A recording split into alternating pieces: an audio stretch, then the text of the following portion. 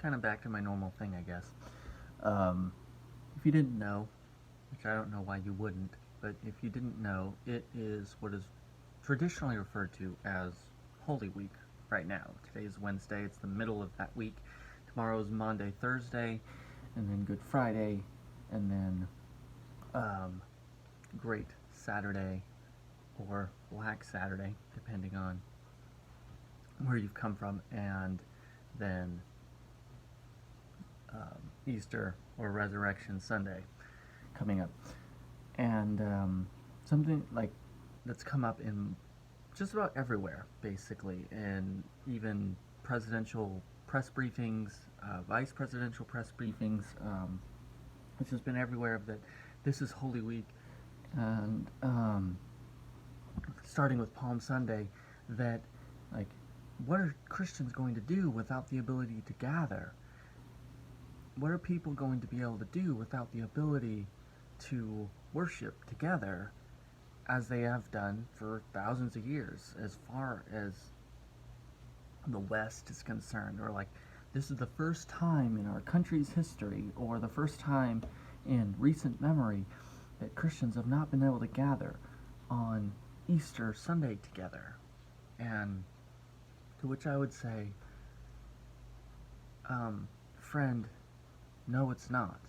In fact, last Easter, Christians throughout this whole world were unable to gather together safely. Not because of a viral pandemic, although there are areas where that's true too, but because of violent dissidents and oppressive regimes that would capture them and torture them and murder them, that would burn their churches to the ground. Like, there are so many things that are going on in the world that the West is just not aware of and doesn't think about, especially here in the US, where things are so comfortable and toilet paper is available in every store normally. We just don't think about those things.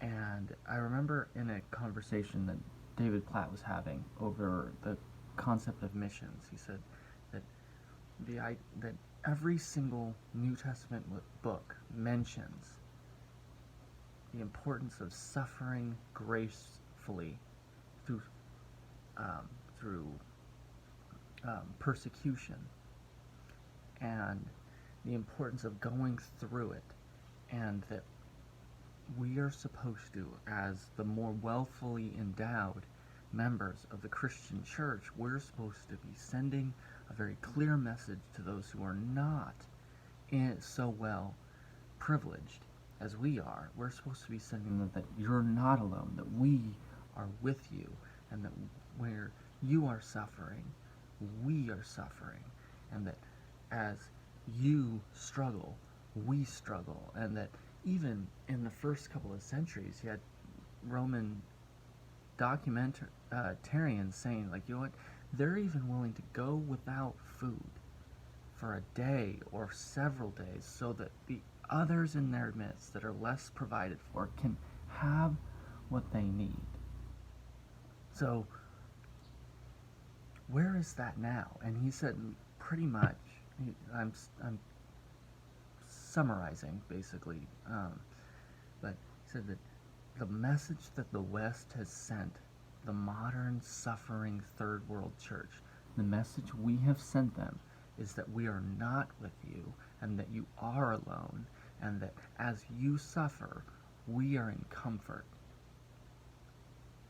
And that's wrong. And so for the first time in the West's possible entire history, but in the West's recent history, we have an opportunity to experience what they experience on a daily, a weekly, and a monthly basis. The inability to gather together, but we even have the benefit of that we have so much technology. You can subscribe to podcasts, you can live stream sermons, you can do so many other things that even they still don't even have access to. So, in that moment is an opportunity for you to be reminded and to pray for those who are struggling so immensely, not just because of a quarantine due to a viral outbreak, but every single day, that they fear for their lives, they fear for their livelihoods, their businesses. They are struggling in ways that we simply are not. And they deserve to have our prayers on their behalf.